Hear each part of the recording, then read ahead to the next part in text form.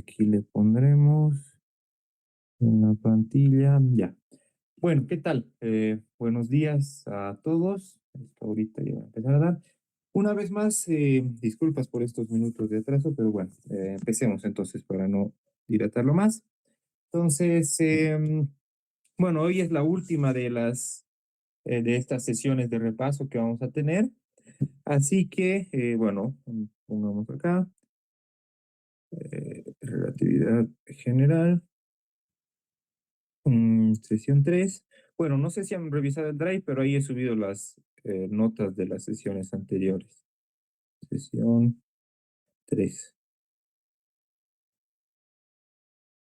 Bueno, quería empezar revisando unas cosas de la anterior, así rápidamente. Bueno, la anterior, por si acaso, como que les había dicho que calculen las geodésicas o la ecuación de geodésicas, pues, de la esfera. No sé si alguien lo ha hecho. Si alguien lo ha hecho, pues, puede levantar la mano y le aplaudimos, pero, o bueno, sí, no se les así de verdad de pregunta, no sé si alguien lo ha hecho, pero yo quería mostrarles los resultados por si alguien, pues, quería ver cuánto salía. Y entonces voy a anotar directamente los símbolos estos de Christoffel y cómo son las ecuaciones estas de las geodésicas para, bueno, ahí cerrar también ese ejercicio. Entonces les había dicho que habían dos símbolos de Christoffel, uno era este de aquí, el gamma 122, que nos da como resultado menos seno de tita por el coseno de tita, ¿de acuerdo? Y tenemos un otro símbolo de Christoffel, o bueno, en realidad serían dos, que son los siguientes, que les había dicho que tenemos el gamma 212, pero que este símbolo va a ser idéntico al otro símbolo de Christoffel, gamma 221, van a tener el mismo valor, es decir, los dos símbolos de Christoffel van a, como son simétricos en los índices de abajo, pues tienen el mismo valor, que no es nada más que el coseno de tita dividido entre el seno de tita, o lo que es igual a la cotangente, ¿no? Cotangente de tita. Bien, entonces si nosotros usamos esos dos símbolos de Christoffel, entonces estos serían, creo que escribe Christoffel, bueno, símbolos le vamos a poner de Christoffel, esfera, esfera con radio R igual a 1, son estos de aquí. Y si ahora, bueno, hacemos, bueno, si alguien lo ha hecho, entonces también les muestro el resultado. Las ecuaciones de las geodésicas son las siguientes. Ecuaciones geodésicas eran las siguientes, que serían tita, dos puntos. Este es un menos seno de tita, coseno, coseno de tita, por phi punto al cuadrado igual a 0. Y aquí phi, dos puntos, más dos veces la cotangente, le vamos a poner la cotangente de tita, por tita punto, phi punto, igual a 0, a donde, bueno, yo estoy utilizando, por cierto, la notación en la que, bueno, cualquier coordenada f punto es lo mismo que decir la derivada de, en este caso, f con respecto a, sí estamos tomando el tiempo, me parece aquí. No, perdón, es con respecto a un cierto parámetro que le estoy llamando lambda. ¿De acuerdo? Entonces es con respecto, eso significa los puntos. Entonces estas son las ecuaciones de geodésicas y hasta ahí era la idea que lleguen, porque después, como les había mencionado, pues resolverlas es un poco más complicado, pero bueno, si uno las resuelve, bueno, para resolverlas hay algunos trucos, ¿ya? Uno de esos trucos es que hay cantidades conservadas. Primero que hay una conservación del momentum angular, pues el momentum angular es constante, que ahorita no me interesa mostrarles muy a detalle, y también que bueno, como ustedes pueden ver, estas tita y phi van a depender de un cierto parámetro lambda. Resulta que nosotros podemos cambiar de parámetro de manera que nos convenga, ¿no ve? Esto se puede hacer en muchos casos donde se puede escoger un parámetro más conveniente. Entonces, si ponemos lambda conveniente, es más fácil resolverlas. Y como digo, no lo vamos a resolver ahora, pero haciendo ese proceso que no es tan rápido, sino es un poco largo, se llega a que las geodésicas de una esfera pues son las siguientes, o más o menos algo así. Entonces ahí tenemos una esfera. Entonces esa es la esfera y voy a dibujar las geodésicas aquí en color negro para hacer, por ejemplo, algo de ese estilo, que van por ahí, que son lo que se llaman círculos, no, gran círculo, algo así creo que sí, sí, no me equivoco. Gran círculo, círculo. Bien, y que se puede entender una forma útil de ver estas geodésicas es que nosotros podríamos poner un origen aquí al medio, y si nosotros trazamos un plano que pase sobre ese origen, cualquier plano que tracemos que pasa sobre el origen va a intersectarse con la esfera y nos va a generar estas geodésicas. Por ejemplo, de esa de ahí, yo podría haber dibujado un plano, ¿no?, que pasa por el origen y que intersecta justamente, bueno, algo así, tal vez lo podemos dibujar. Entonces, este plano, creo que no es el mejor dibujo, vamos a ver cómo lo hago un poco mejor. La idea es que cualquier plano que ustedes dibujen, entonces este plano va a ser, tal vez lo puedo dibujar así, algo así, ay, algo así y algo así. Entonces, ¿cuál es la idea? Es que la intersección entre este plano que pasa por sobre el origen y la esfera es justamente esta de aquí, este gran círculo, que esa es la geodésica. Entonces, cualquier plano que ustedes, bueno, mm, dibujen que pase sobre el origen, en cualquier, puede estar rotado, pero que pase sobre el origen, entonces va a generar una intersección con la esfera que es una geodésica. ¿Está bien? Bueno, entonces, como digo, no vamos a resolver esas ecuaciones, pero eso es el resultado. ¿Alguna duda o consulta? Entonces, vamos ahora sí a una parte que no es la que nos compete hoy día y que es muy importante para los cursos que van a tener. La primera de esas es lo que sería las cantidades conservadas. O, bueno, le vamos a poner, creo que yo lo había puesto, isometrías y cantidades conservadas. Isometrías y cantidades conservadas. Uy, conservadas. Bueno, en principio, ustedes, bueno, si han pasado el repaso este de clásica de campos o tal vez ya lo han visto antes, en general, si nosotros quisiéramos, digamos, encontrar estas cantidades conservadas para un sistema físico, muchas veces lo que uno podría pensar es, bueno, tenemos una cierta acción, que esta acción la tenemos, ¿no? De la relatividad general, que, bueno, escribiéndolo así sin mucho detalle, va a ser algo de este estilo, ¿no? De 4x, ¿ya? Entonces uno podría decir, bueno, entonces como ya conocemos lo de clásica de campos, usamos el teorema de Nether, teorema de Nether, y con el teorema de Nether, pues sacamos ciertas cantidades conservadas de un espacio-tiempo. Resulta que esto no es el proceso conveniente para relatividad general. Por lo siguiente, ustedes en clásica de campos, o lo que se ha repasado, digamos, en ese entonces, era algo de este estilo. Es decir, si nosotros tenemos, por ejemplo, supongamos que este es el espacio-tiempo y si bien no se lo ha mencionado específicamente, tal vez los que han visto el repaso, cuando ustedes usaban una métrica, utilizaban esta métrica de acá. Que esa métrica, o bueno, con los índices abajo, ¿no? Le he puesto el inverso. Entonces, esta métrica de acá,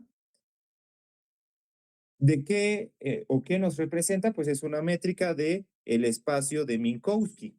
Entonces es un espacio-tiempo plano. Entonces lo que se hacía en esos casos es que nosotros teníamos esta especie de background o esta especie de fondo, que le podemos poner si queremos coordenadas, pero era fijo, es decir, no tenía una dinámica.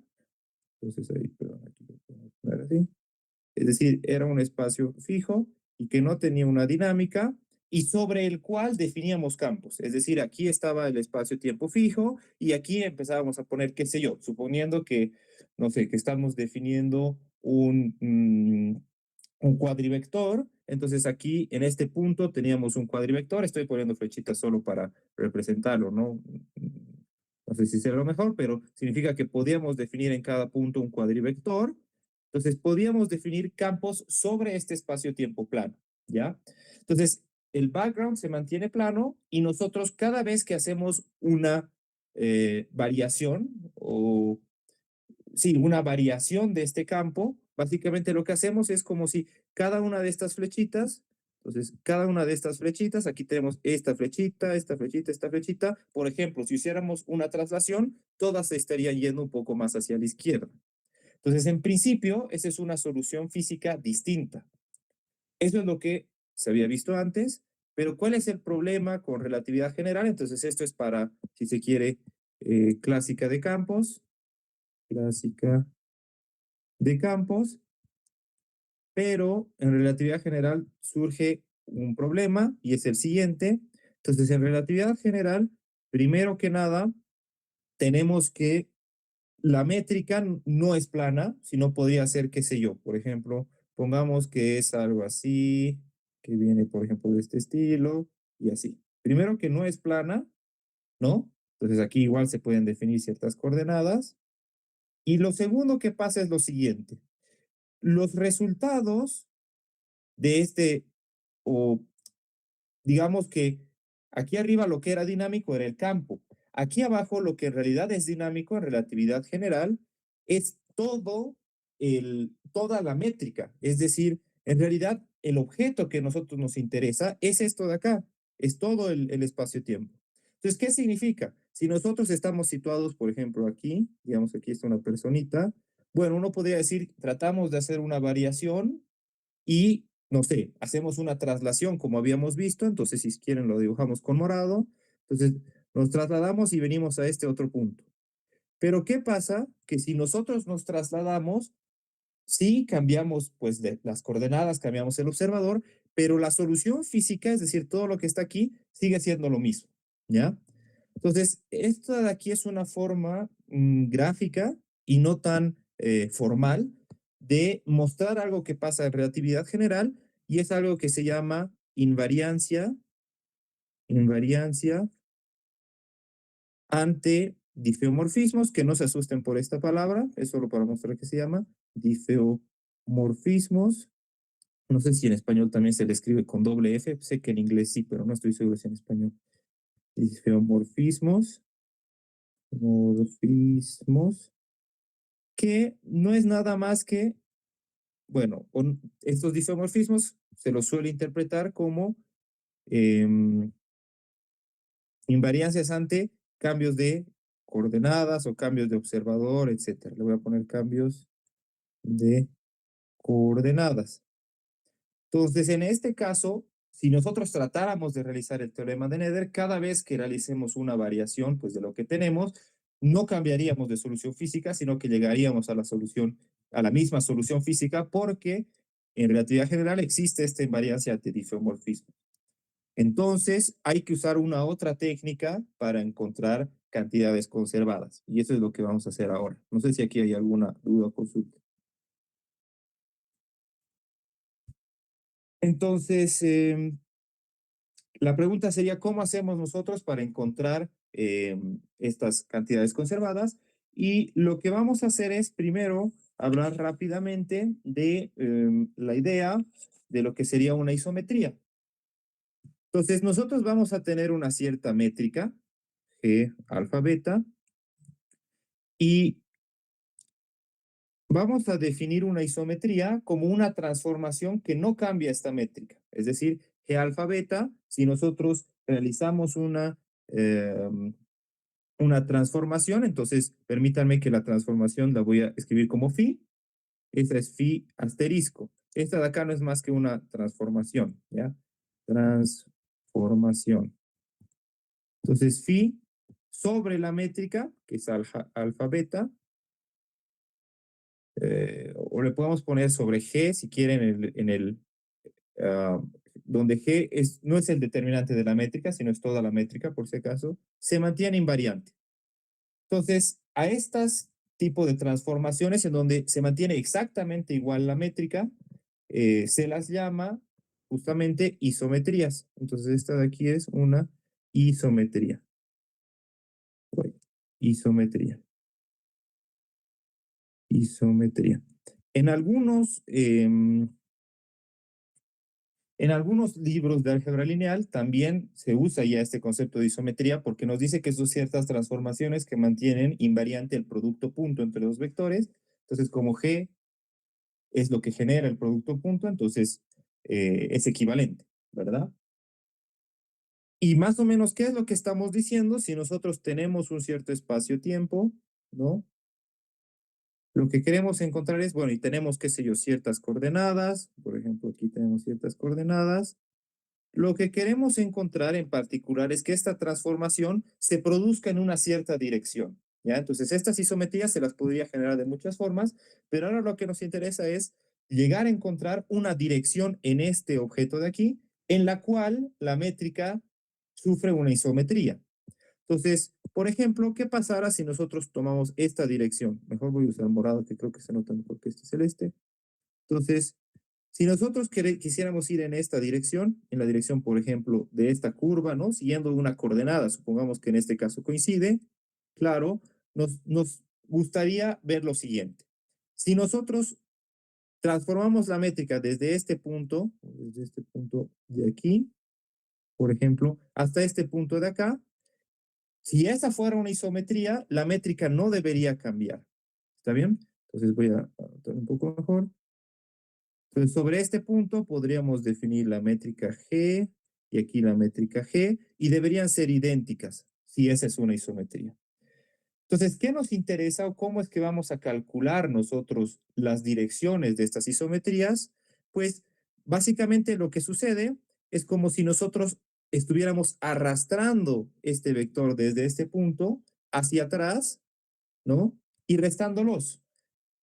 Entonces, es como que mejor voy a dibujar esto de color celeste, esta métrica de aquí, para que se entienda un poco mejor. Esta métrica celeste y la otra métrica morada. Entonces, no estoy haciéndolo muy formal, sino un poco más o menos qué es lo que está sucediendo. Es que como que esta G la vamos a hacer retroceder, ¿no? Entonces, G la retrocedemos y le vamos a restar con esta otra cantidad que es la G que teníamos en el punto original, ¿ya? En el punto original. Más o menos por ahí va esta idea, no la estoy haciendo muy formal, solo quiero que se entienda esto porque no quiero definirlo muy formalmente, y vamos a dividir entre un cierto parámetro que nos va a indicar básicamente ese parámetro, por ejemplo, le estoy llamando H, pero podría ser H0 que viene aquí, es un parámetro que sigue a lo largo de esta curva, y por ejemplo aquí H1. ¿De acuerdo? ¿Y qué resulta? Como los estamos juntando, pues tenemos que tomar un límite en donde h tiende a cero, algo por este estilo. ¿A qué nos recuerda esto? A una derivada. Entonces resulta que para nosotros generar o identificar estas isometrías usamos una otra derivada que no es la misma que habíamos visto antes, pero no quiero entrar mucho en detalle, solo quería mostrar más o menos qué es lo que está pasando. Y vamos a tener lo que se llama la derivada de Lie, que como digo, por favor no le demos ahora demasiada atención, que solo quería explicar qué significa derivada de Lie. Entonces, la derivada de Lie, lo que sucede es que se anota de esta forma, L, y si nosotros hacemos la derivada de Lie sobre la métrica, entonces, sobre la métrica G mu nu, y esta derivada de Lie necesitamos sí o sí, si ustedes se dan cuenta, aquí hemos definido una curva, ¿verdad? Pero ¿y cómo sabemos nosotros cuál es la curva que vamos a seguir? Para nosotros definir esa curva, necesitamos un vector tangente a esa curva, que le vamos a llamar de esta forma. ¿Qué color puedo utilizar? Tal vez este color, donde aquí vamos a tener un vector tangente a la curva. Ay, no, creo que no está bueno ese color. Creo que aquí tengo verde. Ya, este verde vamos a usar. Entonces, aquí tenemos un vector tangente a la curva en cada punto, y como está definido en todos y cada uno de estos puntos, es un campo vectorial al que le vamos a denominar como xi, ese xi mu. ¿De acuerdo? Entonces, este ximiu lo único que nos hace es nos define la dirección hacia la que estamos haciendo esta derivada del i. Por ejemplo, si hiciéramos la derivada del i en una otra curva, pues sería un vector distinto. Entonces, si nosotros tenemos que esta derivada del i de la métrica es cero, entonces significa que eh, estamos generando una isometría, esa va a ser una isometría en esa dirección. Entonces, cuando la derivada del i sea cero en una dirección, significa que si nosotros realizamos una transformación en esta dirección, pues la métrica no va a cambiar. ¿Se entiende más o menos el concepto? Ahora sí, vamos a la parte más operativa. Entonces, esta derivada del i, bueno, hay unas propiedades y hay cómo se realiza esta operación que no las voy a mostrar ahora. Por favor, solo quería que se entienda el concepto. Y resulta que para el caso específico de hacer una derivada del i para la métrica, haciendo operaciones que ahora pues no las voy a mostrar por temas de tiempo, se llega a la siguiente. Entonces, a partir de esto, llegamos a esta otra ecuación que es la que sí vamos a usar, que es esta de aquí. Una derivada covariante mu de xi mu más eh, derivada covariante mu de xi mu igual a cero. Y este es el resultado importante que vamos a utilizar. Entonces, bueno, aquí de color amarillo, resaltemos esta de acá. Esta es la que se llama ecuación de Killing. Entonces, aquí le voy a poner, esta es la que se llama ecuación de Killing. Y a estos vectores de aquí, o en realidad, recuerden que en realidad, si somos estrictos, son campos vectoriales, porque es un vector para cada uno de los puntos en los que estemos.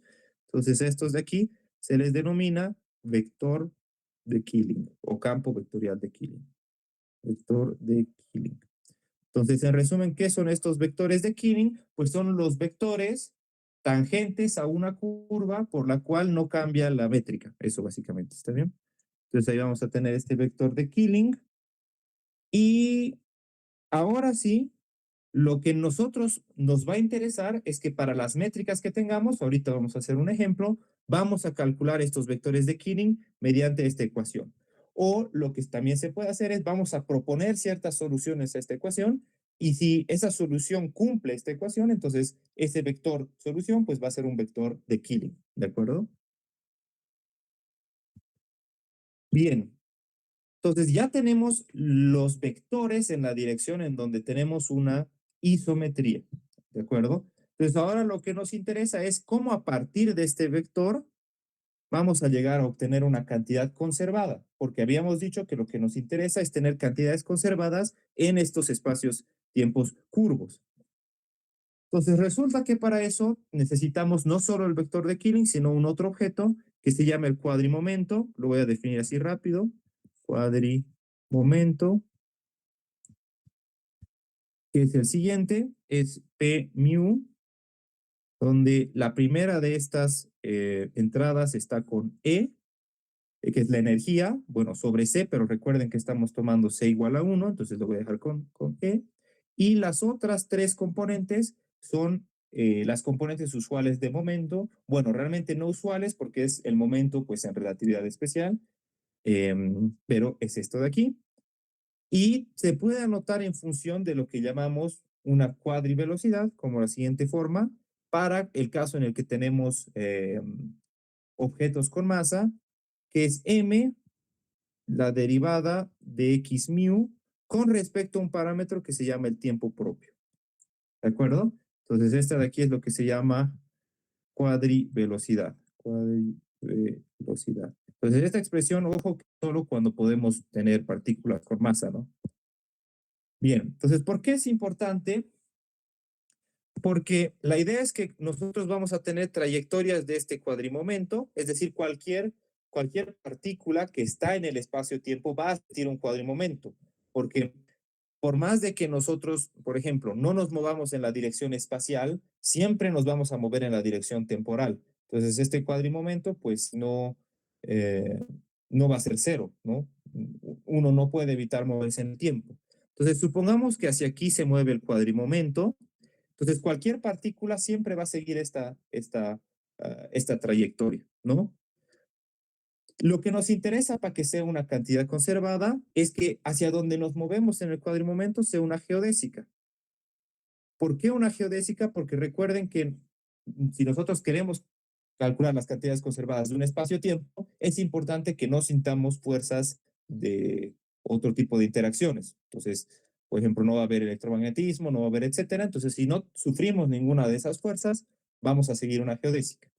Entonces, esta geodésica, por ejemplo, va a estar descrita por un P mu, y la idea es, ¿qué sucede si nosotros tenemos, por ejemplo, hemos dicho esta es la geodésica, pero no necesariamente está en la misma dirección de esta curva que habíamos descrito por este vector? Entonces, supongamos que la curva que describe ese vector, la isometría, viene por este lado o algo así. Entonces, esta de aquí va a ser la que está descrita por psi mu. Y la pregunta, ¿cuál sería? Sería que la cantidad que nosotros vamos a tener conservada va a ser nada más que la proyección de este vector. Supongamos que aquí tenemos un vector en P mu. Entonces, la proyección de este vector P mu en dirección de este otro vector psi mu. ¿Verdad? Si las curvas coincidieran, resulta que vamos a tener muy rápidamente una cantidad conservada. Entonces, esa es la idea, y la cantidad conservada, entonces va a estar dada por conservada, va a estar dada por nada más que P mu y contraído con psi mu. ¿De acuerdo? Entonces, esta es una cantidad conservada que va a ser igual a constante. ¿Ya? Quisiera rápidamente, entonces esto es algo importante, esta de aquí. Quisiera rápidamente, sí, tal vez si lo hacemos rapidito, el demostrar por qué esto es una cantidad conservada con lo que ya habíamos visto aquí arriba. ¿Está bien? Entonces, ya lo hemos hecho un poco intuitivamente, pero si nosotros quisiéramos ver cuál es, no sé si me va a dar tiempo. Bueno, a ver, voy a mencionar un poco al respecto y no voy a poder hacer todo, pero la idea es que si nosotros hacemos una derivada de esta cantidad, de mu, si mu, con respecto a un parámetro que, este parámetro es lo que se llama el tiempo propio, que al final pienso discutir un poco, pero básicamente es como que el parámetro adecuado para cualquier objeto que tenga masa. Si no tenemos masa, pues no podemos medir eso, y básicamente es el tiempo que mide un observador que se está moviendo con lo que esté pasando. Entonces, por ejemplo, si tenemos una piedra que está cayendo, ¿no? Si nosotros ponemos un observador sobre la piedra, este observador no va a medir movimiento, lo único que va a medir es un paso del tiempo. Entonces, específicamente ese tiempo es este tau de acá que se llama tiempo propio. Entonces, la idea sería que nosotros tendríamos que hacer la derivada de esta cantidad y ver que esto es igual a cero. Entonces, bueno, si nosotros hacemos eso, quiero ver hasta qué paso puedo llegar a mostrar. Am, bueno, voy a mostrar solo unos pasos de manera un poco rápida, porque mi idea es solo que se demuestre y después calculamos para algún caso específico. Entonces, esta cantidad de aquí depende, si ustedes quieren, ese es un escalar, primero que nada, ¿de acuerdo? Pero este escalar, qué sé yo, le voy a escribir así como, como una A, depende de las coordenadas x mu, y las coordenadas a su vez dependen de tau. Entonces tenemos una regla de la cadena, ¿están de acuerdo? Vamos a tener que va a ser esta misma cantidad, que es p mu, xi mu, ay, disculpen que esto me salió muy mal, p mu, xi mu. Entonces va a ser la derivada de esto primero con respecto a las coordenadas, con respecto a, bueno, lo voy a anotar de esta forma, con respecto a nu. Entonces, primero derivamos con respecto a x. Bueno, recuerden que esta new no es nada más que derivada con respecto a x new, es esa notación. Y cada una de estas coordenadas, entonces, la tenemos que derivar, derivada de x new, con respecto a tau. ¿De acuerdo? Esto es lo que tenemos. Como este es un escalar, ¿no? Si ustedes recuerdan lo que hemos visto en la derivada covariante, es que la derivada covariante de un escalar es lo mismo que la derivada parcial. Entonces, podemos promover esta derivada parcial a una derivada covariante y tendríamos esto de aquí. ¿Por qué? Porque es un escalar. Si no fuera un escalar, pues no lo podríamos hacer. Tendríamos de x nu con respecto a tau, derivada covariante nu de este escalar, p mu, psi mu. Y esto de acá, como habíamos visto que, ¿cuál era el valor de P? Que recuerden que P aquí lo hemos dicho. Esta es la misma cantidad, ¿verdad? Entonces, esta cantidad la podemos anotar como P mu dividido entre esta más P. Entonces, pues podemos hacer aquello. Entonces, si nosotros hacemos aquello, vamos a tener que esto es igual a P, eh, ay, caramba, P nu,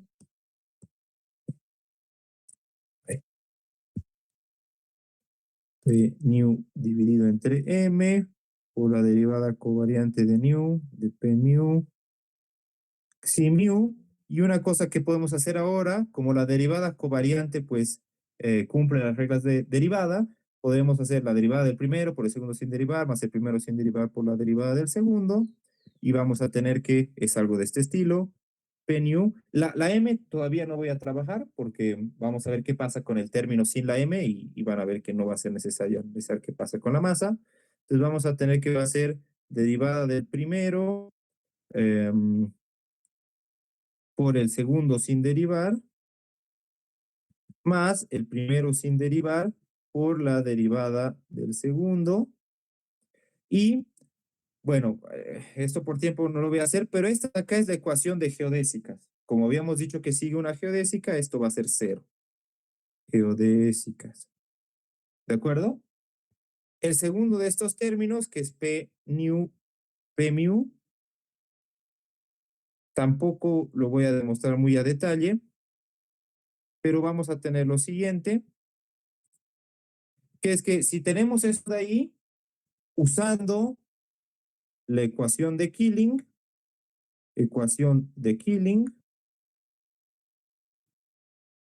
resulta que este otro término, P mu, de esto de aquí, es igual a cero.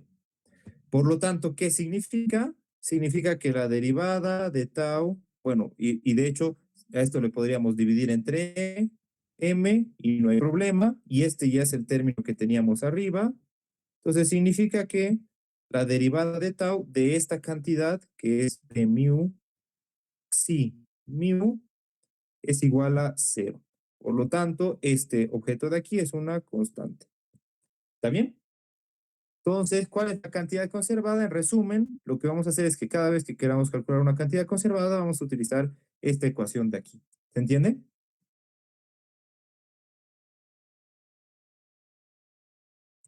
¿Hay alguna duda? Consulta hasta ahí, por favor, cualquier cosita adelante. Si hay cualquier duda. Bueno, vamos a calcular solo unas cuantas rápidas y después vamos a calcular de otras soluciones, ¿ya? Entonces recuerden, estas cantidades conservadas dependen de la métrica. ¿Por qué? Pues porque para una métrica, primero que esta cantidad del vector de Killing va a ser distinta. Para distintas métricas, pues recuerden que aquí hay una derivada covariante en esto de aquí. Es algo de este estilo. Sí, mu.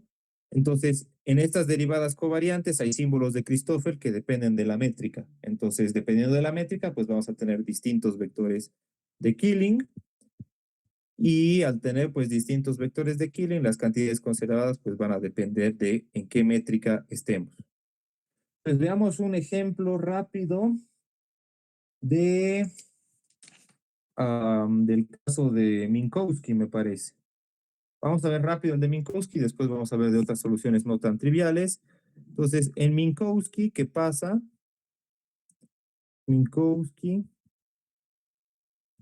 tenemos que, recuerden, en Minkowski una característica que ya habíamos visto es que los símbolos de Christoffel, mu, alfa, por ejemplo, son igual a cero, ¿de acuerdo? Entonces, partamos de esta ecuación de Killing, que era esta de aquí, derivada mu, psi mu más derivada nu psi mu igual a 0. Sí, sí. Si nosotros, pues, desarrollamos esto, vamos a tener eh, derivada mu vector de Killing nu más, bueno, aquí va a haber un cierto símbolo de Christoffel que va a ser algo de este estilo. Si ustedes recuerdan de la derivada covariante, aquí vamos a tener nu, aquí vamos a tener, por ejemplo, alfa, alfa, y aquí vamos a tener mu, más la otra derivada covariante, que va a ser derivada mu de xi mu, más el otro de los símbolos de Christoffel, que va a ser algo de este estilo. Aquí va a venir mu, alfa, alfa, nu, igual a 0. Pero fíjense que estos dos términos son muy parecidos, lo único que cambia son estos índices. En un caso tenemos mu, nu, en el otro nu, mu.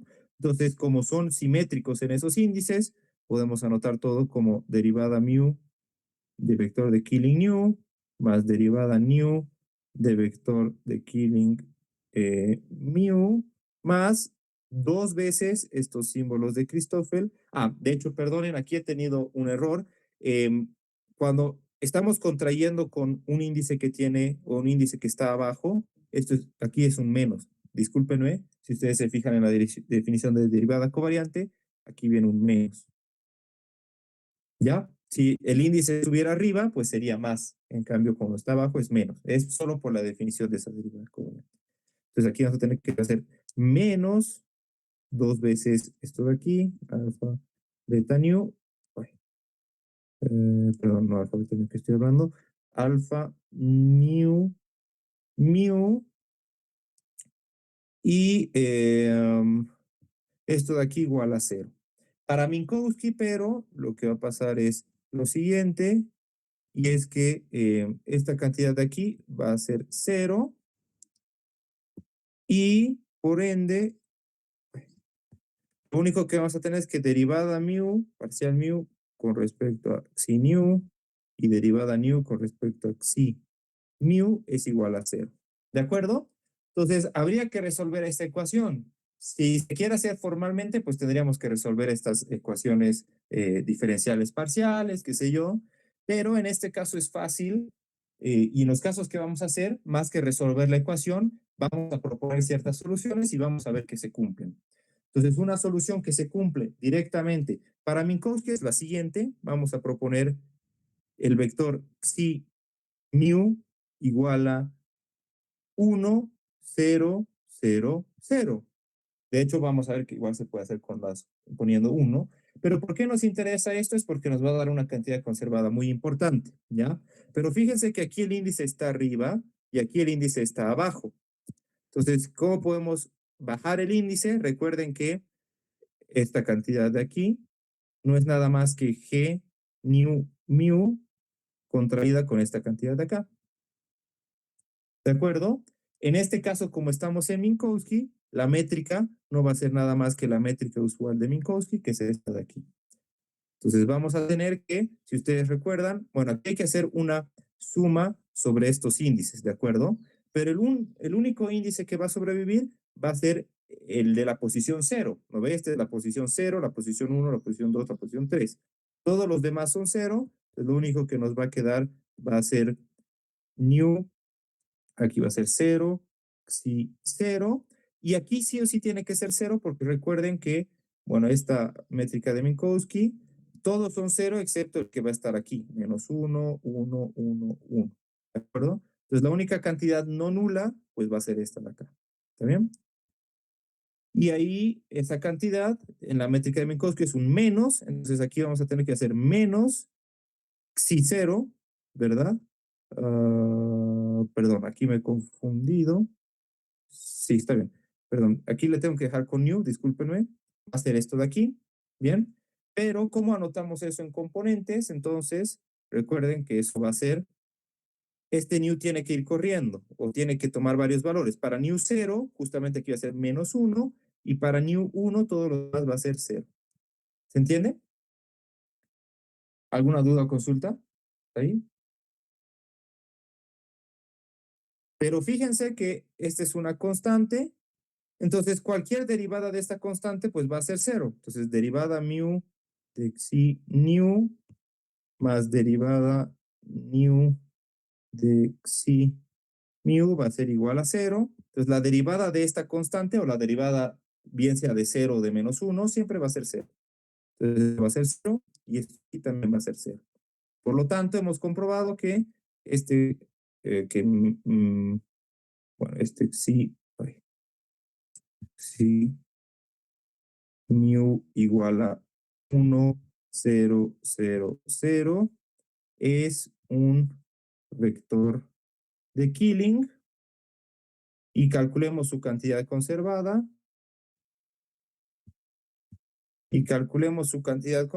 que va a ser la siguiente, que va a ser, pues recuerden que es P mu, xi mu, y eso estamos bien. A ver, déjenme ver un ratito.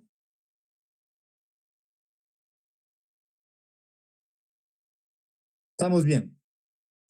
Entonces, recuerden que esto va a ser algo de este estilo, que no va a ser nada más que P sub 0, o aquí déjenme ver, ahí algo que no me convence tanto.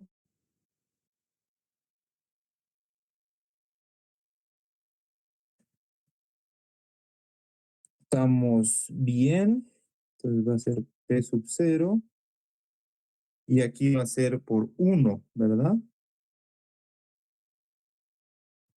Y aquí creo que he tenido algún inconveniente con un signo, me van a dejar revisar. Porque, bueno, en resumen, hasta ahí está todo bien. P0 tendría que ser una constante, ¿no? Pero recuerden que yo había definido, bueno, P mu es igual a E, P. Entonces, esta es la posición 0 corresponde aquí. Entonces, lo que nos va a salir que se va a conservar va a ser la energía. Pero aquí el índice está bajo, entonces nos va a salir menos P sub 0 y va a salir como si se conservara menos la energía. Entonces, aquí hay algo que no estoy seguro porque nos sale con con este vector arriba. Creo que lo que me he confundido es lo siguiente. El vector de Killing lo podemos definir con el signo contrario, ¿ya? Entonces, discúlpenme que aquí me parece que el vector de Killing más adecuado sería aquí ponerle menos 1 y aquí ponerle más 1. Por favor, discúlpenme, me parece, cualquier cosa igual lo voy a revisar bien, que lo más adecuado es aquí que este sea el vector de Killing.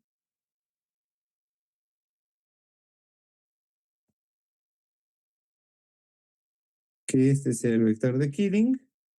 Y si definimos ese vector de Killing, entonces ahora sí vamos a poder encontrar que la cantidad conservada es correcta. ¿Ya? Entonces, me parece que me he confundido un signo, después lo vamos a revisar, ahorita no quiero perder mucho tiempo, pero si cambiamos este signo, entonces este va a ser positivo y esto va a ser constante, y vamos a tener que la energía es igual a constante.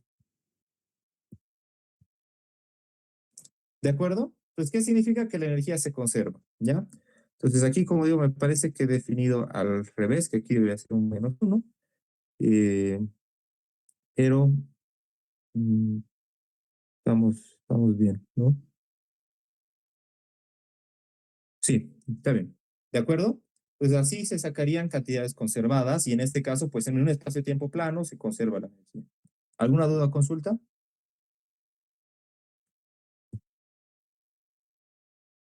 Por favor, cualquier cosa, adelante. Entonces hay que usar este par de ecuaciones en resumen en esta parte. Una de estas es, bueno, partamos de la primera. Utilizamos la ecuación de Killing para encontrar vectores de Killing. Una vez que encontramos vectores de Killing, utilizamos la ecuación en la que se contraen el cuadrivector y el vector de Killing para poder llegar a encontrar una cantidad conservada. ¿De acuerdo? Y de hecho, bueno, inclusive podríamos no haberle cambiado aquí el signo y dejarlo con menos, porque siempre podemos llevar el menos a otro lado y decimos que la constante podría ser una constante negativa también. Entonces, me voy a revisar bien el tema del signo, pero fíjense que no afecta en dónde pongamos el menos, si lo hemos definido arriba o abajo, porque al final la constante pues también podría ser negativa si tomamos en cuenta que hay que cumplir el parámetro físico de que la energía sea siempre positiva, ¿de acuerdo? Entonces eso. Entonces, aquello. Bien, entonces no hay, perdón, no hay dudas, ¿no? Ahora sí, vamos con un otro tema que va a ser bueno, eh, el último, pero del que igual vamos a calcular algunas cantidades conservadas, ¿de acuerdo? Que es la construcción de soluciones exactas, construcción de soluciones exactas a ecuaciones de Einstein.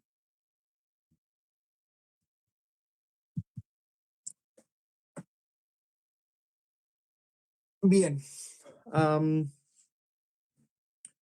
lo que debemos hacer aquí es que, bueno, las ecuaciones de Einstein, de hecho voy a mencionar una breve acotación. Si recuerdan, voy a ver si estoy anotando bien, teníamos que eran de este estilo, R mu nu menos un medio R G mu nu igual a T mu nu. ¿Recuerdan? Ah, y aquí, bueno, algunos anotan una K. De hecho, bueno, había un 8pi, etcétera, etcétera. La podemos dejar como es acá, que es una constante donde están las constantes necesarias.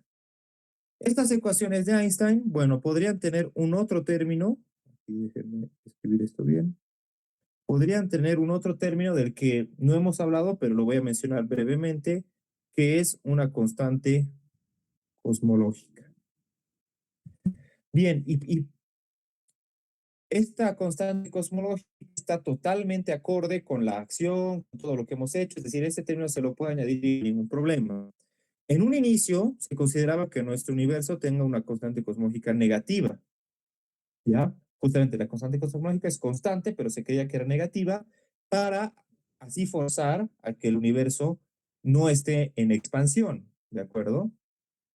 Si bien el universo se creía que en ese entonces era estático, después hubieron observaciones en las que se vio que se estaba expandiendo, entonces se dijo, bueno, no es negativa, sino es cero. Y de hecho, hasta donde sé, es que Einstein mencionó que era el peor error de su vida el haber añadido esta constante, pero no estaba tan mal porque después se evidenció que no solo había una expansión, sino a lo que creemos actualmente es que hay una expansión acelerada del universo, por lo tanto se recupera la constante cosmológica, pero positiva. Bien, entonces, esta constante cosmológica se puede añadir a las ecuaciones de Einstein, por cierto. Sin embargo, nosotros pues hoy día vamos a trabajar con constante cosmológica cero, ¿ya? Pero lo que sucede es que estas ecuaciones de Einstein son muy complicadas y en un inicio se creía que no se iba a llegar a obtener una solución exacta. Es decir, se creía que iban a haber soluciones aproximadas únicamente o soluciones triviales, es decir, el espacio-tiempo plano. Si ustedes reemplazan aquí Minkowski, van a ver que rápidamente es trivial, todo va a ser así que cero. Bueno, excepto este término, ¿no? Este término lo tenemos que hacer cero porque la constante cosmológica es cero. Entonces, si no tenemos una solución trivial, hay que ver cómo construimos esas soluciones y si bien se creía que era muy complicado, bueno, sí es un poco complicado, pero después de no mucho tiempo de que se publicaron estas ecuaciones de Einstein, un señor llamado, o bueno, con apellido Schwarzschild, que de hecho es muy curioso porque él estaba en la guerra en ese entonces, hay una solución a estas soluciones, que justamente, perdón, una solución a estas ecuaciones, que es la que vamos a estudiar, que se llama solución de Schwarzschild. Schwarzschild.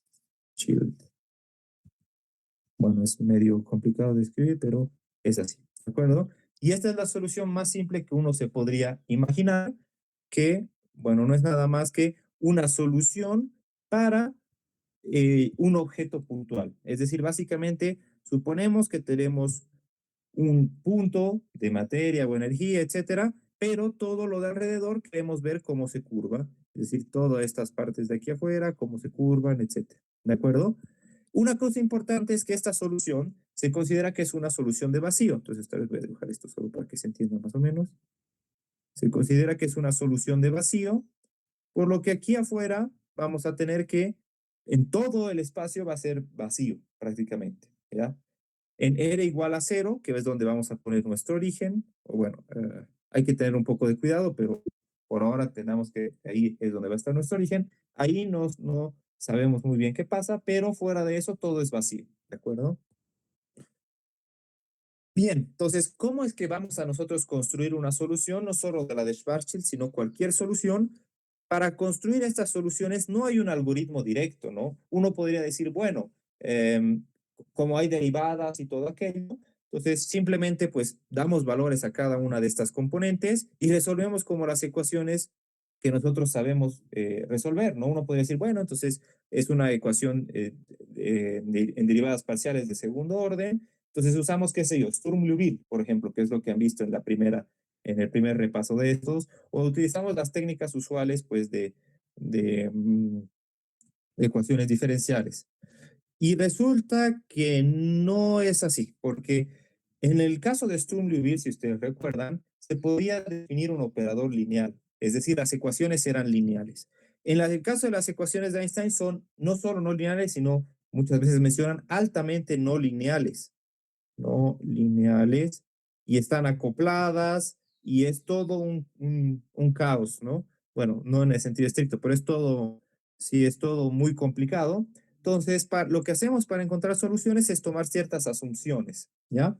Es decir, tomamos ciertas asunciones con las cuales, pues, dependiendo de los parámetros físicos que nos interese que tenga esta solución, se reduce mucho el problema y ahí sí las podemos solucionar. Entonces, vamos con lo que sería la construcción de cada una de estas ecuaciones. Implica lo siguiente, pues implica que, ¿dónde está? Quería no olvidarme de nada. Bueno, lo vamos a tomar así.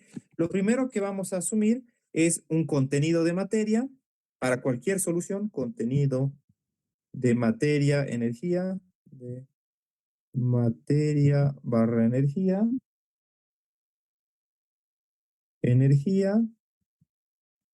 Vamos a asumir simetrías, como las que acabamos de ver.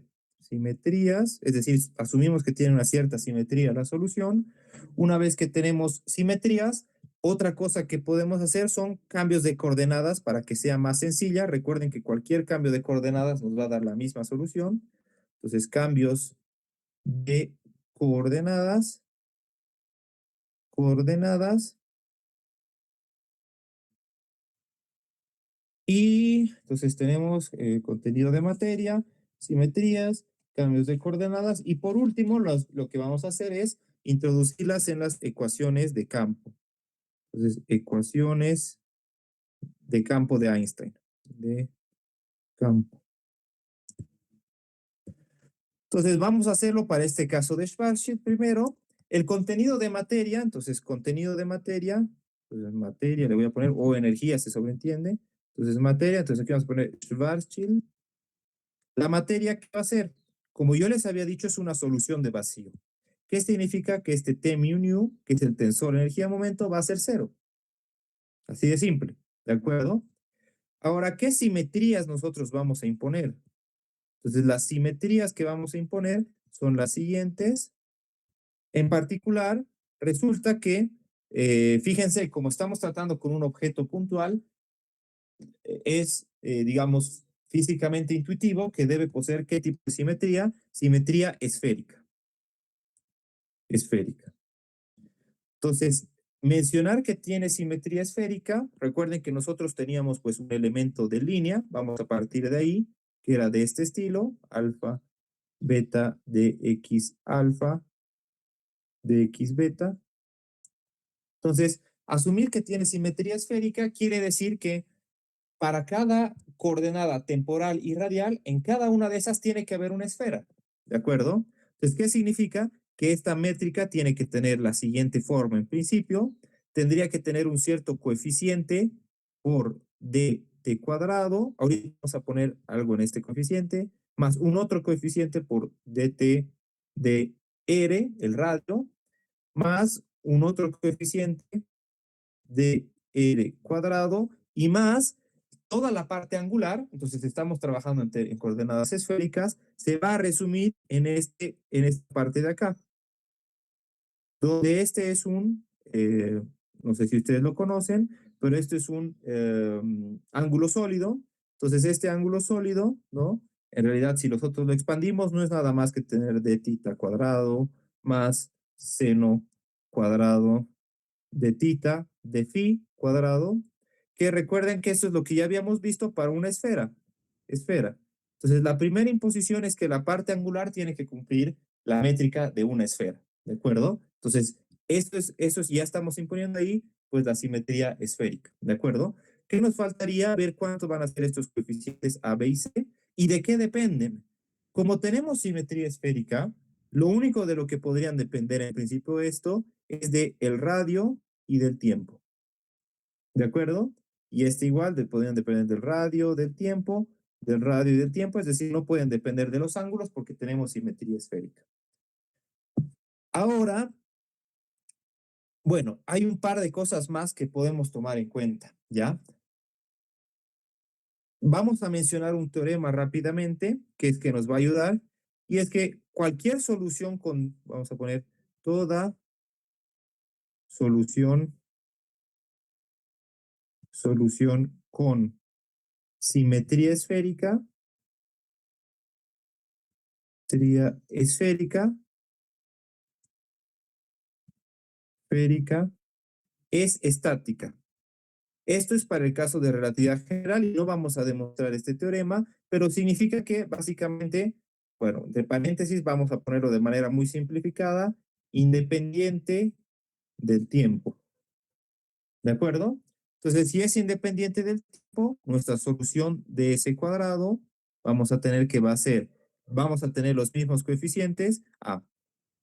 Y una otra cosa, esto por un lado, y fíjense que esta parte, la parte que nos interesa, que es la no angular, ahí podemos hacer un cambio de coordenadas. Entonces, por otro lado, de esta parte angular, cambio de coordenadas, no lo voy a mostrar explícitamente, pero podemos hacer un cambio de coordenadas. Ahorita voy a mostrar un poco la intuición, tal que, tal que el término B, que dependía de R, de T, dt de X, es igual a cero. O sea, este de aquí va a ser cero. ¿De acuerdo? ¿Por qué podemos hacer eso? Bueno, si ustedes se pueden fijar la única parte de dt de R, si se quiere, ¿no? Entonces, si nosotros anotamos solo esa parte, es como que si aquí estuviéramos tomando A, sí, algo así como A, el coeficiente C y aquí el B y el B. Entonces, imagínense que esta parte es como que la matriz en donde estamos poniendo estos coeficientes de acá, la A la estamos poniendo aquí, ¿no? Que esto es lo que correspondería a G tiempo, o G00 yo lo había notado. Esta de aquí sería G11. Esta de aquí sería, de hecho hay que poner un medios, solo por temas de que después se van a sumar. Esta sería G01 y esta G10. Podemos siempre nosotros hacer un cambio de coordenadas en esta matriz, de manera que se vuelva una matriz diagonal con un cierto A', B' y esto 0 y esto 0, ¿verdad? Podemos diagonalizar esa matriz con un cierto cambio de coordenadas. Por lo tanto, tomando en cuenta tanto este cambio de coordenadas como este teorema, la solución se va a reducir de esta forma de aquí, que es ds cuadrado, igual a un cierto A', que no es el mismo que anterior, no es derivada por si acaso, un cierto A', que depende únicamente del radio, ya no del tiempo por el teorema. Este va a ser dt cuadrado. Bueno, le estoy anotando como dt, pero son unas otras coordenadas, ¿de acuerdo? Más un cierto b' por un dr cuadrado, y de hecho aquí, disculpen, fíjense que aquí hemos puesto un menos, aquí no se nota, pero aquí tenemos un menos, porque recuerden que el primer término siempre tiene menos,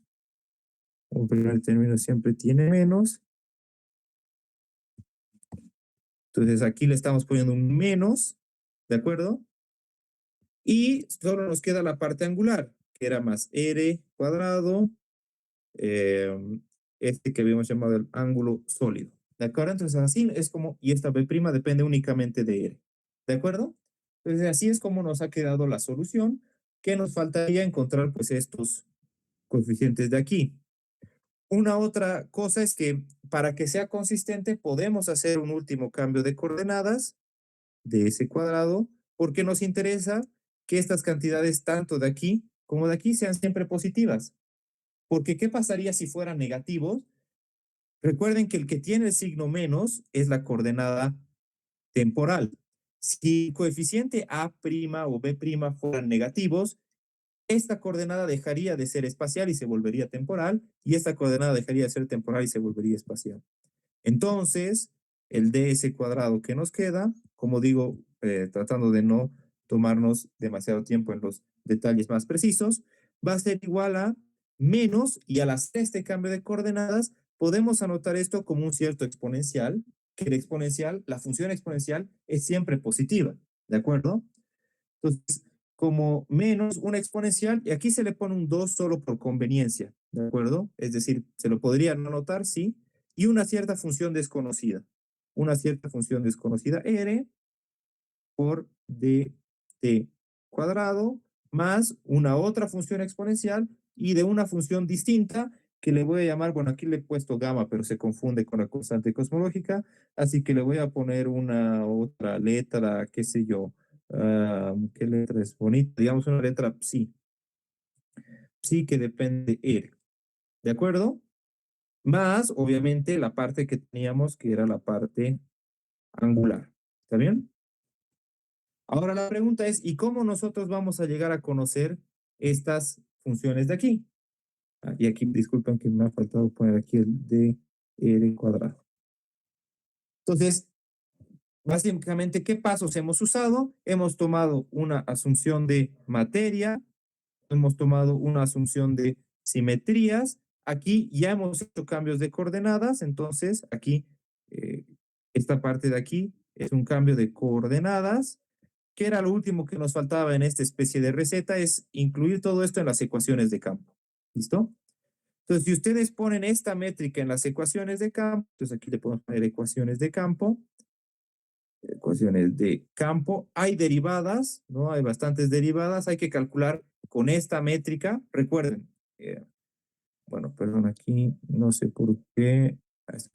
Recuerden que esta parte de aquí es el término G00, esta otra de aquí es el G11, y aquí vamos a tener, bueno, esto va a ser igual diagonal y va a ser básicamente G22, G33. ¿De acuerdo? Entonces ya tenemos ahí las componentes de nuestra métrica que hemos ido formando. Entonces cuando nosotros reemplacemos en las ecuaciones de campo, nos van a salir dos ecuaciones, una para esta función de aquí y una para esta otra función de aquí. Entonces ven que ya se van reduciendo y al final solo vamos a tener dos, bueno, como una especie de dos ecuaciones, y que van a ser las siguientes: derivada con respecto de R, de eh, R por E a la menos 2 psi igual a 1, y poniendo las constantes de integración adecuadas, el resultado es que E a la menos 2 psi, perdón, psi va a ser igual a 1 menos 2m sobre R. Entonces, donde obviamente pues este término de aquí ha surgido por una constante de integración. Constante de integración. ¿Se entiende? Las típicas constantes que salen pues en derivadas, en ecuaciones diferenciales. Bueno, ¿hay alguna pregunta? No sé si estoy yendo muy rápido. Vamos a mostrar la otra de las ecuaciones. Como digo, lo importante es un poco el razonamiento, y después, si alguien está interesado en cada uno de estos pasos a detalle, es más largo, pero les puedo mostrar. La idea es un poco, bueno, lo que me habían pedido igual un poco los, digamos, los expositores, es que mostremos cómo es que se pueden construir soluciones a estas ecuaciones de campo. Entonces, no estoy yendo a los pasos en detalle, pero quiero que se entienda bien la idea de cómo vamos construyendo estas soluciones. Entonces, hemos impuesto un cierto contenido de materia, que es que sea el vacío, hemos impuesto una simetría, que es la simetría esférica, hemos realizado un cambio de coordenadas conveniente y por último hemos puesto todo eso en las ecuaciones de Einstein para ver qué ecuaciones nos dan y cómo podemos llegar a calcular esas funciones. ¿Se entiende? No sé si queda más o menos claro. Por favor, cualquier pregunta, eh, pues estamos aquí para responder. ¿Hay alguna duda?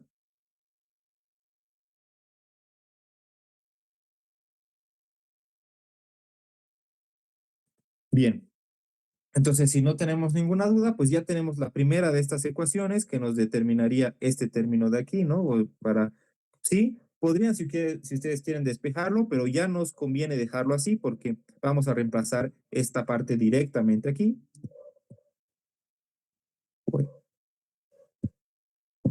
Bueno, aquí tiene un negativo, eso es importante, pero ya lo podemos reemplazar. Y la otra de las ecuaciones que nos va a salir, pues va a ser esta de acá, derivada de phi con respecto a r, es igual a m veces r, r menos 2 veces m mayúscula. ¿Y esto a qué nos lleva? Igual ustedes pueden resolver aquí, igual es directo. Bueno, fíjense, en ambas de estas es directo. Tomamos una integral y una integral de r, y imponiendo una constante apropiada, que es esta de acá, básicamente, esa es la constante de integración, que es 2m, o menos 2m, si no me equivoco. Entonces, es que nos sale eso de ahí. Simplemente integrando. Es una ecuación diferencial que ya está básicamente separada, ¿no? Lo único que hay que hacer es integrar. Bueno, más que lo único que hay que hacer es que se podría tratar de despejar esta R, pero no es necesario en este caso, o esta psi, ¿ya? Entonces aquí igual lo único que hacemos es integrar con dr, integrar con dr, y lo que les va a salir es entonces que phi igual con una cierta, bueno, de hecho aquí me parece, sí, con, aquí no estoy seguro qué letra he puesto, qué número es un medio, sí. Esto es igual a un medio logaritmo natural de 1 menos 2m sobre r. ¿Está bien? Entonces ya tenemos las dos ecuaciones que nos van a ayudar a determinar esta solución y, oh sorpresa, este es tal vez, bueno, no sé si la habrán visto, pero nos vamos a quedar con que la solución de Schwarzschild va a ser lo siguiente y va a ser ds cuadrado igual a, entonces reemplazamos, ¿no? Esta parte de aquí la estamos poniendo aquí, este de aquí y aquí, y la otra, la phi, la estamos poniendo aquí arriba, básicamente. Aquí arriba. Y nos va a quedar que vamos a tener una solución del siguiente estilo, que va a ser 1 menos 2m sobre r. Entonces, básicamente hemos reemplazado esto en la exponencial. Fíjense que en la exponencial hay un 2. Entonces, con este un medio se van a ir. Este 2 con ese 2 se va a cancelar. Y como es la exponencial de un logaritmo natural, solo nos queda los de adentro. Es decir, solo nos queda esto de aquí. ¿Está bien? Entonces, ¿estamos bien? Entonces va a ser aquello multiplicado por d cuadrado y vamos a tener por otro lado más, entonces al reemplazar esto directamente, pero fíjense que aquí hay un negativo, entonces es 1 sobre esa solución, nos va a quedar 1 menos 2m sobre r a la menos 1 por d, aquí hay un negativo, perdón, disculpen. Este negativo es el que ya estaba aquí. También me lo había anotado, olvidado anotar. De r cuadrado más la parte que sería angular, que es r cuadrado del ángulo sólido al cuadrado. Y esta es la solución importante y bueno, el santo grial al que queríamos llegar para esta ecuación de Schwarzschild, que es la que si ustedes buscan solución de Schwarzschild o algo así en Wikipedia, en cualquier lado, pues les va a salir este. Tal vez aquí les salga alguna constante G más, ¿ya? Entonces, ahora, bueno, no estamos todavía tomando muy en cuenta el sistema de unidades específico, que si no me equivoco aquí hay una G, entonces me parece que también hemos hecho igual a 1, ¿está bien? Entonces, a menos esa constante, esta es la solución que se llama solución de Schwarzschild. ¿Alguna duda, consulta?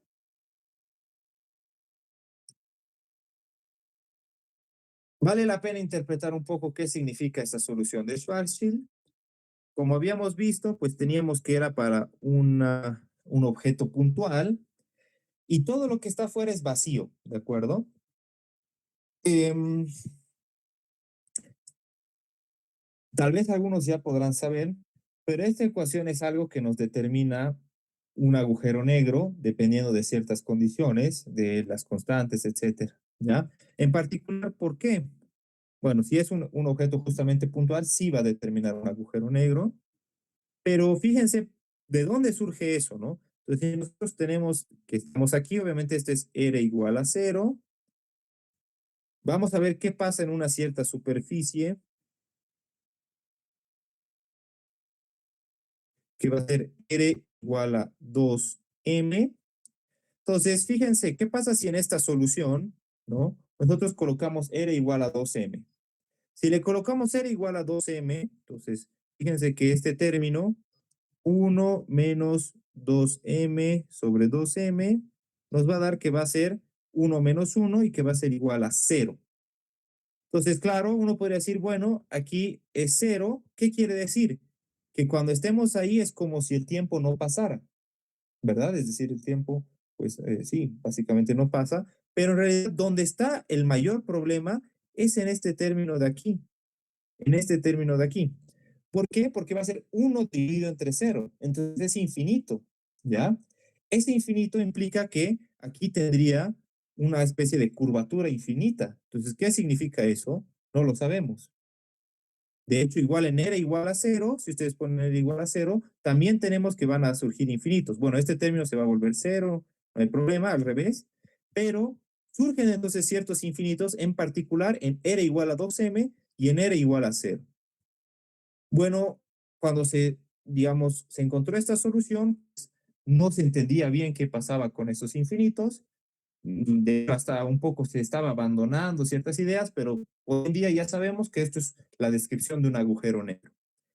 En N igual a 2M resulta que podemos encontrar un cierto sistema de coordenadas en el que la, singula, bueno, la singularidad, ¿a qué vamos a llamar singularidad? Es un resultado que nos da infinitos.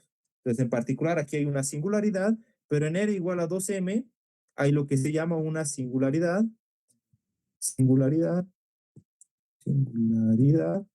coordenada, así se le llama, o removible también se le llama, coordenada. ¿Qué quiere decir? Que en ese punto existe un cierto sistema de coordenadas en donde la singularidad desaparece, en donde ya no tenemos infinito. En cambio, para todos los sistemas de coordenadas, esta siempre va a ser infinito. Entonces, esto es a lo que se le llama una singularidad física. Singularidad física. Quiere decir que no hay ningún sistema de coordenadas en el que podamos remover.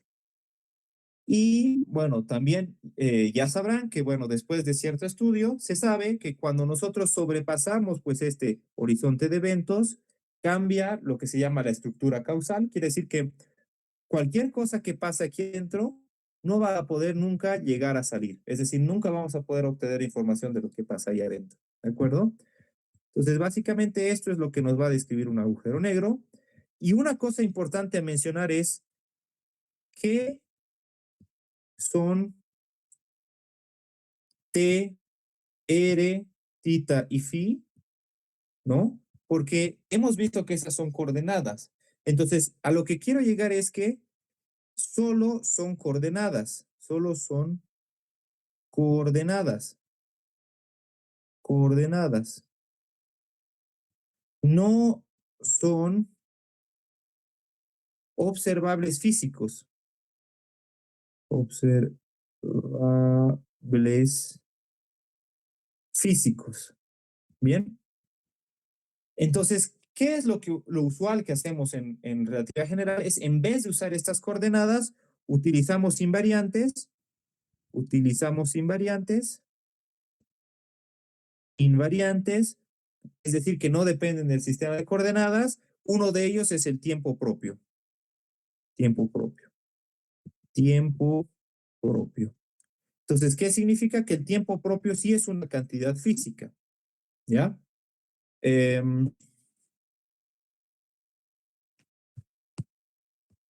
bueno, entonces este tiempo propio no voy a mencionar ahora demasiado sobre cómo calcularlo, pero lo que quiero que se sepa es que Podríamos intercambiar aquí muchas coordenadas t por otro, es decir, aquí siempre podemos realizar un cambio de coordenadas, pero las cosas que no cambian son los que vamos a medir. Entonces, uno de esos es el tiempo propio. Una otra cosa que se puede medir son ciertos tensores, por eso los tensores son muy importantes en relatividad general. Entonces, los observables tienen que estar de alguna forma relacionadas a cantidades que no cambian con estas coordenadas. ¿De acuerdo? Bien, esta es la solución de Schwarzschild y vamos a ir a la última de las soluciones que vamos a trabajar el día de hoy, que es la solución que se usa en cosmología. Entonces, en particular, esta solución de Schwarzschild la van a usar muchísimo en agujeros negros, ¿ya? La solución, de hecho, que van a usar es una muy parecida a esta de Schwarzschild, pero que no solo tiene esta constante que sería la masa, sino tiene otras, o una otra constante que está relacionada con el momentum angular, es decir, que tiene rotación. Una cosa importante en ese caso, por cierto, es que nosotros aquí hemos asumido simetría esférica, ¿verdad? Lo que ustedes van a asumir en ese caso no es simetría esférica, sino es una otra simetría que se llama simetría axial, porque al estar rotando se pierde la simetría esférica y solo tenemos simetría sobre uno de los ejes, no sobre ambos. ¿Está bien? Entonces eso es lo que quería mencionar. Entonces va a ser una solución más o menos parecida, pero con también ciertas diferencias que pueden ser importantes, como ya no es simetría esférica, sino axial, y no tiene solo esta constante que es la masa, sino tiene una otra constante que describe al agujero negro, que es la rotación. ¿Está bien? Bien, ¿alguna duda o consulta?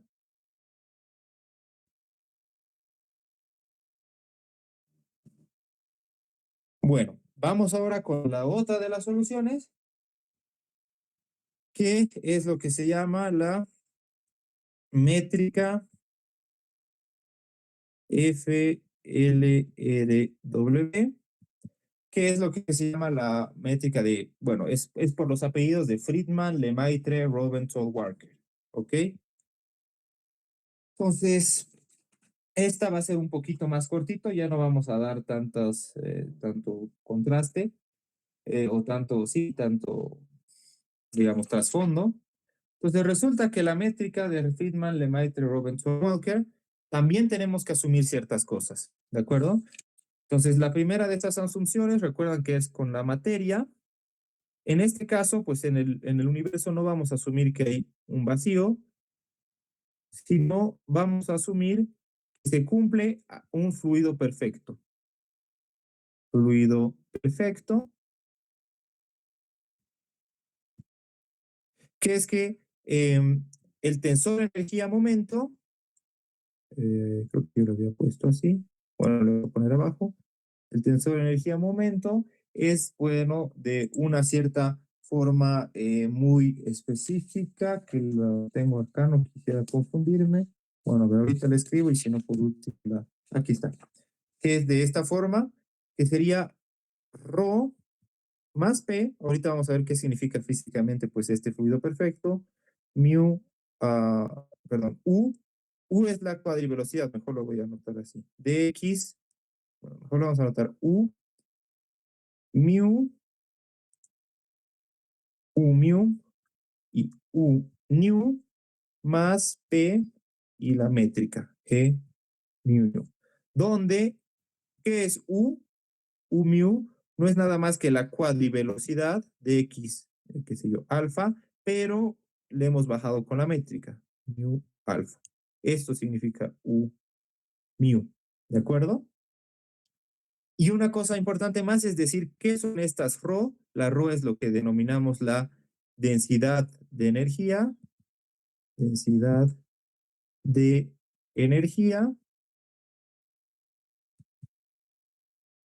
y por otro lado tenemos que la P es la presión.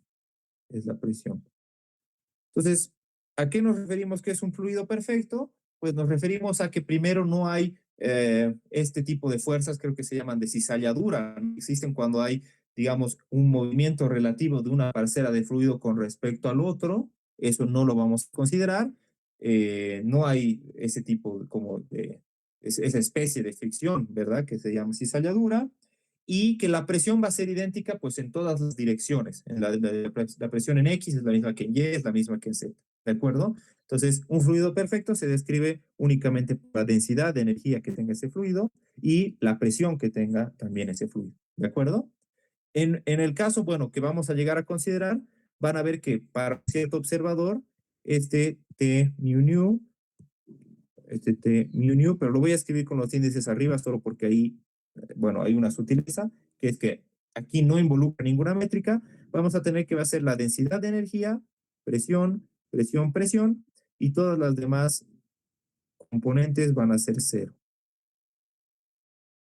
¿De acuerdo? Esto es para por si acaso es para un observador específico en el cual la cuadrivelocidad solo se está moviendo en el tiempo, es decir, que no nos estamos moviendo en el espacio, básicamente. ¿De acuerdo? Esta es la primera asunción que tomamos. La segunda asunción que vamos a tomar para esta métrica es que ya no vamos a tener ni simetría esférica ni simetría axial, sino vamos a tener lo que se llama homogeneidad o un espacio homogéneo e isotrópico. Es decir, como ustedes tal vez ya habrán podido intuir, esta métrica de Friedman, Lemaitre, Robinson, Walker nos va a ayudar a describir el universo, ¿ya? Y uno podría decir, bueno, primero, ¿qué significa que sea homogéneo y que sea isotrópico? Homogéneo es que no depende del punto en el que estemos, ¿ve? Entonces, que sea homogéneo significa que si nuestro observador pues lo ponemos en este punto del espacio, tiene que tener una descripción exacta a que si la cambiamos a este punto del espacio, ¿verdad? E isotrópico, entonces isotrópico lo vamos a dibujar aquí con celeste, es que si nosotros miramos en esa cierta dirección, es decir, aquí está una persona que agarra y mira en esa cierta dirección, tiene que ver exactamente lo mismo si hace una rotación y mira en esa otra dirección, o mira en esa otra dirección, o en esa otra dirección. ¿Se entiende? Es decir, que no importa hacia qué dirección mire, es lo mismo. Y uno podría decir, pero esto no está correcto, porque si yo miro hacia la luna, voy a ver la luna, y si miro hacia Saturno, voy a ver una cosa distinta. Entonces, es verdad, pero estas asunciones se toman, asunciones, se toman para grandes escalas, en grandes escalas, o en escalas cosmológicas, justamente. En grandes escalas. Es decir, si nosotros no miramos tan microscópicamente, bueno, que es un poco contradictorio, ¿no? ¿Cómo va a ser microscópico mirar hasta la Luna, mirar hasta Saturno? Esas distancias son grandes. Pero escalas cosmológicas, escalas del universo son pequeñas. ¿Y qué nos hace un poco tomar estas asunciones? También ciertos resultados del fondo de microondas, ¿no? En donde todo es prácticamente homogéneo, la misma temperatura en todos los puntos, en cualquier dirección, etcétera. Y también ciertos resultados de distribución de galaxias, pues nos muestran que grandes escalas, mientras más galaxias nosotros consideremos, cada vez se va viendo que tendemos más hacia un espacio homogéneo e isotrópico.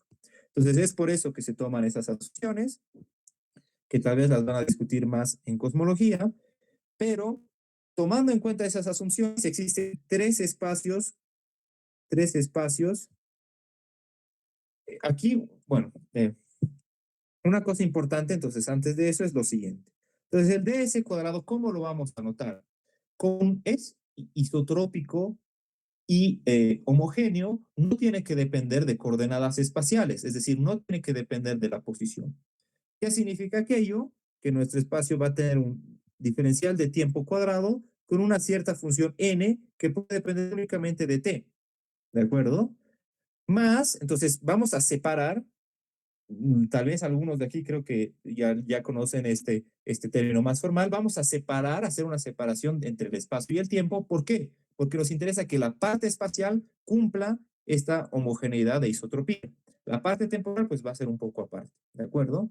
Entonces, tomando esta asunción de homogeneidad de isotropía, pues vamos a tener algo de este estilo, una cierta función que depende del tiempo, más una otra función que le voy a poner, aquí le voy a poner una h, que depende del tiempo, y bueno, aquí le vamos a poner una métrica, que va a ser una métrica que yo le voy a poner métrica de la parte espacial. Entonces, métrica espacial al cuadrado. ¿De acuerdo? Entonces, ¿qué sucede? Sucede que esta métrica espacial al cuadrado, entonces ds espacial al cuadrado, puede ser de tres tipos, o tres tipos.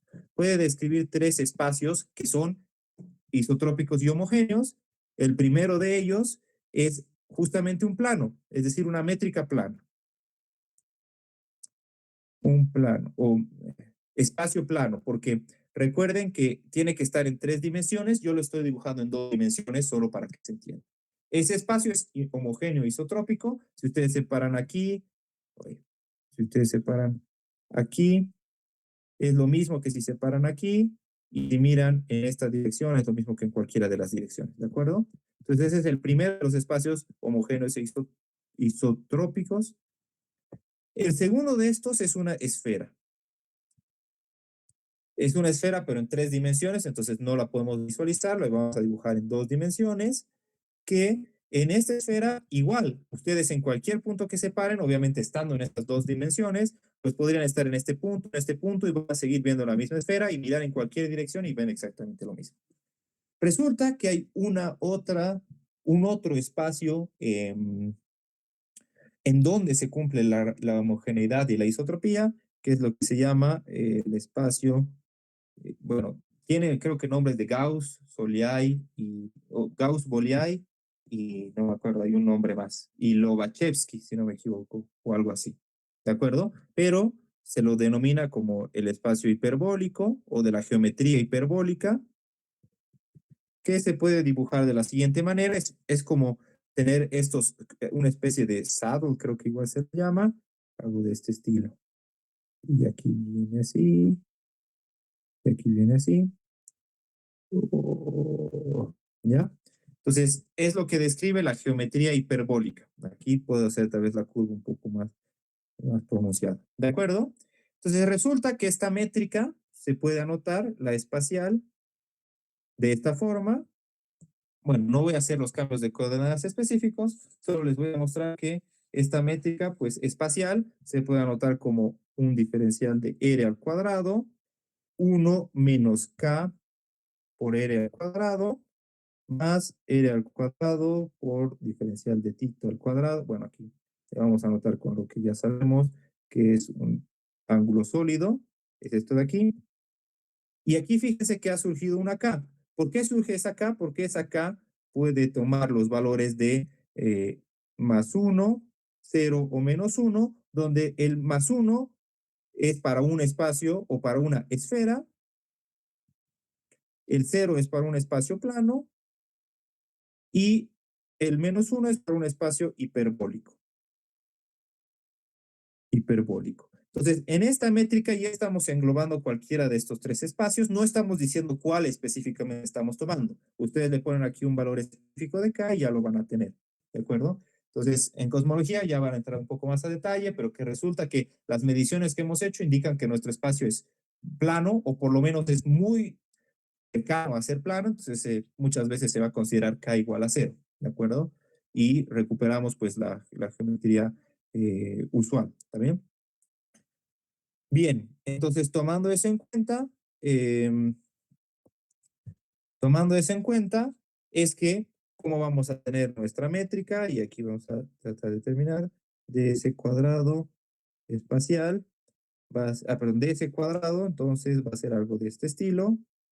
De ese cuadrado es igual a una n que depende del tiempo por dt cuadrado. De hecho, aquí es menos, me he olvidado anotar este menos aquí, perdón. Menos, más una cierta función que depende del tiempo, y por esta métrica espacial que va a ser de r al cuadrado sobre 1 menos k r cuadrado más r cuadrado y el ángulo sólido. ¿De acuerdo? Entonces, ¿qué hemos hecho? Ya hemos tomado asunciones para la materia, asunciones para la simetría, es decir, que sea homogéneo isotrópico, y lo último que tenemos que considerar es coordenadas. Aquí podemos tomar unas coordenadas adecuadas, en las que tenemos que de ese cuadrado, entonces vamos a tomar las coordenadas de manera tal que esta función n es igual a 1. ¿Está bien? Entonces, si tomamos esas coordenadas, vamos a tener que esto no va a ser nada más que menos dt cuadrado, y a esta h es usual, en vez de utilizar esta como una función cualquiera, utilizar a. A que depende del tiempo, donde, bueno, tal vez algunos puedan reconocerlo, ahorita vamos a ver qué es. menos kr cuadrado más r cuadrado de ángulo sólido, donde esta A es justamente lo que se llama el factor de escala, ¿de acuerdo? Entonces, ¿qué significa? Significa que básicamente nosotros estamos teniendo, si fuera un espacio-tiempo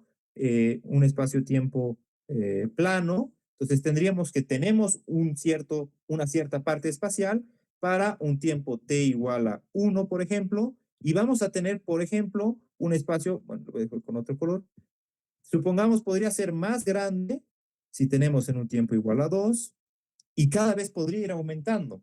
Entonces, significa que para cada tiempo vamos a tener un cierto factor de escala. Entonces, esta métrica lo único que va a hacer es que se va a mantener, pero podría ser o más grande o más pequeño cada vez que pase el tiempo. Esto lo van a ver un poco ya más en cosmología. Y lo último que quedaría por hacer, entonces esto es lo último, entonces, ¿qué vamos a hacer? Es entonces, recuerden, ya hemos puesto coordenadas, lo último que había que hacer es poner en las ecuaciones de campo. ¿Y qué pasa? Resulta que cuando nosotros ponemos esta métrica en las ecuaciones de campo, salen unas ecuaciones que ya hoy en día pues, son muy conocidas, que son las llamadas ecuaciones de Friedman, de Friedman,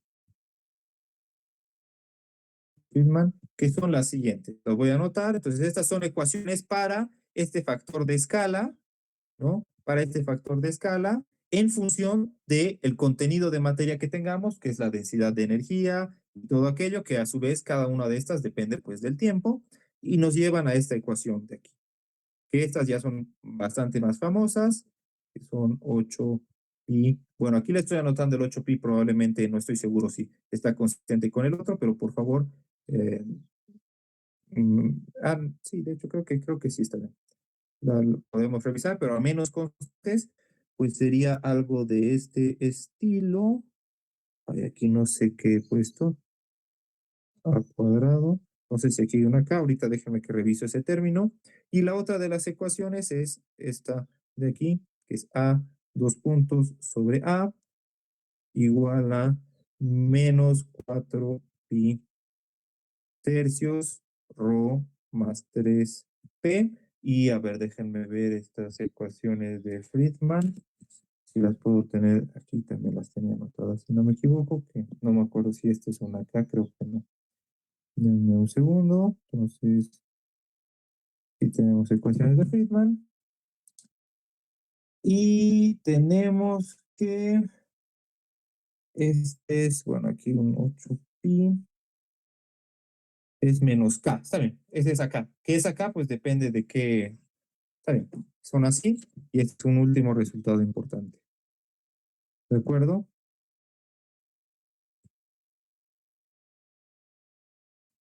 Bien, ¿alguna duda o consulta? Y creo que con eso ya acabamos, que ya se nos ha hecho tiempo, me parece, ¿no?